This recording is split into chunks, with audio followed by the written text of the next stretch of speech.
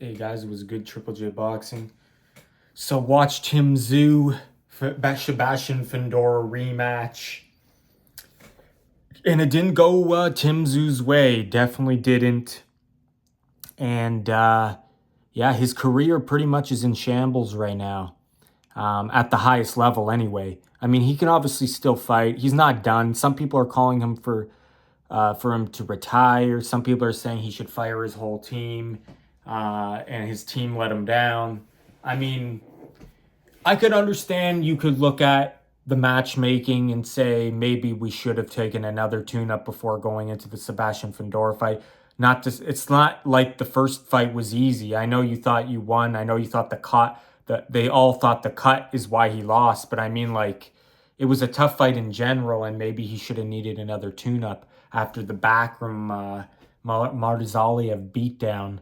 Um, so I could understand looking at his team and maybe getting different coaches, different handlers. But to say for him to retire, that's a little that's a little too far. I mean, he's definitely got to make his way he's got to make his way back up again. He's not like he's super young. He's what is he like 30? He's not in his early 20s anymore. But yeah, he's definitely not. If he's not done unless he wants to be done. It's not like he's super old, so he can definitely come back. But yeah, I just think that Tim Tszyu, yeah, maybe he did jump into the fire a little too soon. He fought, who was it, Joey Spencer as the tune-up fight. I mean, that really fight didn't really prove nothing. He maybe got a bit confidence from that, but even then he knew that wasn't a guy like, it wasn't a guy that, it was more like fake confidence, you know what I mean? Like, sure, he got a win, but it wasn't against anybody that people knew. So maybe he should have got another tune-up fight with a more well-known fighter who was maybe past his prime or something. I don't know. But I also think that I don't know, whoever's like his training regimen, maybe it's just him himself. Maybe he just doesn't have it for the top level. Some people just don't make it, or they can't stay consistently at the highest level. They maybe win a fight or two, because he did have a belt, obviously, but maybe he wasn't just cut out for the highest level. I don't know, but if you look more into it, you could say that his defense is kind of suspect, because I know some people will say, oh, his chin is done now, but I don't think it's necessarily his chin. Now, maybe he doesn't have the best chin, but I think his defense is kind of suspect. He seems very stationary. He seems to throw, he throws with the guy at times to land his own shots, which is good. It's good to throw with the guy if you land, if you time it right to punch with somebody, but he seems to get the worst of it, and he gets timed, and he's there to be hit because his upper body, he seems so robotic and stationary that you can see, even when you're watching it, you're kind of cringing because you know he's going to get cracked. Like after he got cracked with that first shot by Sebastian, you knew he was going to get cracked more. You just knew because the shots were there. Like you could see them coming a mile away and they were going to land on him, and we all knew that. So, but we were kind of pulling for me personally. I was kind of pulling for Tim Tszyu to do good in the fight just because I didn't want the fight to end so early. And it did make it to, I think, round 7. But I mean, like when he got dropped in round 1, I was like, oh no. Because we know Tim Tszyu does put up a good fight. Like I said, even though you could say he quit in the corner in round 7, when he was fighting, though, he wasn't fighting scared. He was throwing shots. Uh, he was punching with Fedora and he was landing bombs because he was taking risks. And we were pulling for him because we knew that, you know, he was gonna get clipped clean again like that, and we wanted him to land his own shots and maybe make it a good fight because that's what we want. We wanted a good fight, just like the first one, and it was a good fight up until round 7 when he didn't come out for the round. So yeah, guys, I know I was pulling for him in the fight to recover to make it a good fight because he's got a good, exciting style offensively. It's just defensively, I just think he just doesn't have good defensive skills. He's just too stationary. His chin is there. It's like his head, like I said, guys, you know the punches are going to land clean on him. You can just see, and this is what happened with Backram. It was just a matter of time, you know what I mean? And some people are saying, oh, if that cut never happened with Sebastian, he would have won that fight. He never would have fought Backram. His career would have been totally different. I don't think so, guys. I think eventually he would have ran into somebody who was going to do something that Backram did to him. Sebastian Fundora got even better the second time around. So even if you take out the Backram fight, I think Sebastian Fundora got better, and maybe that would have happened even without the Backram fight. Sure, his mental state and his confidence is maybe lower, but I mean, like, defensively, the problems were there, guys, and they were going to be exposed eventually. So I feel like you can't really say, oh, the guy had bad luck because that cut, and then he fought Backram. It was just a unlucky events that were happening to him. And I don't look at it like that because I think even if he didn't fight Backram and he didn't get that beatdown, even if he didn't have a rematch with Fundora, but I think more of taking out the Backram fight, he would have eventually ran into somebody that was going to clip him like Backram did. And maybe it would have been the Sebastian Fundora rematch. Maybe if the Backram fight didn't even happen and he did fight Fundora a second time and he had that confidence, maybe Sebastian would have been too much for him still.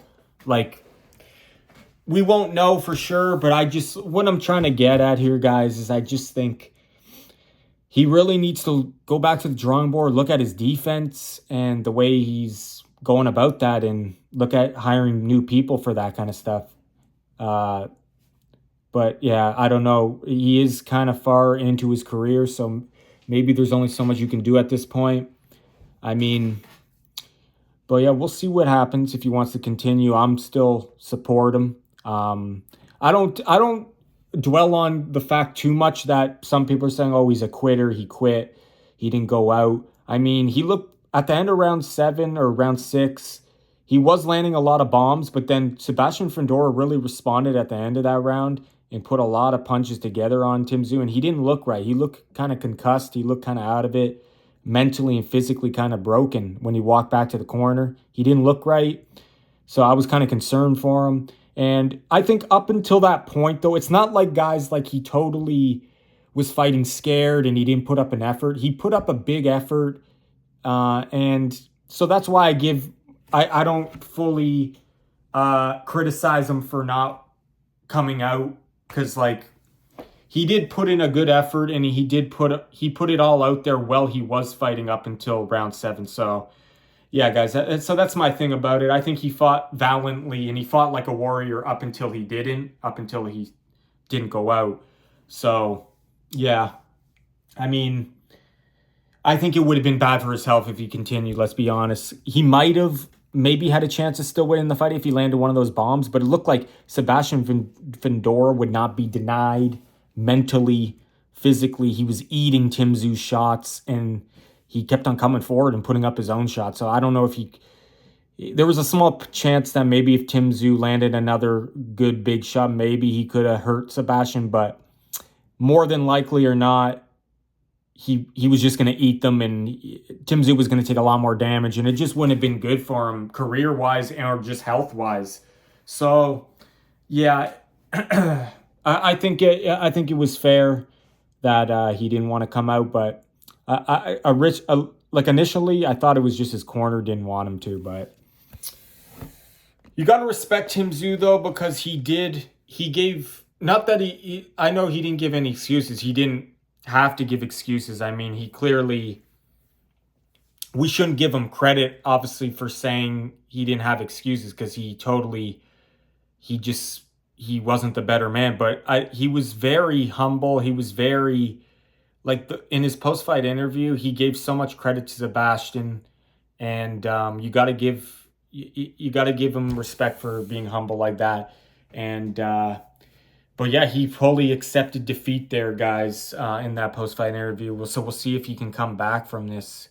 because he's definitely not going to have that same type of confidence unless he can totally change his mindset. He's going to have a different mindset going in. He's going to work on things, that's for sure. But Sebastian Fundora, the guy's just a beast. He's the Towering Inferno, great nickname.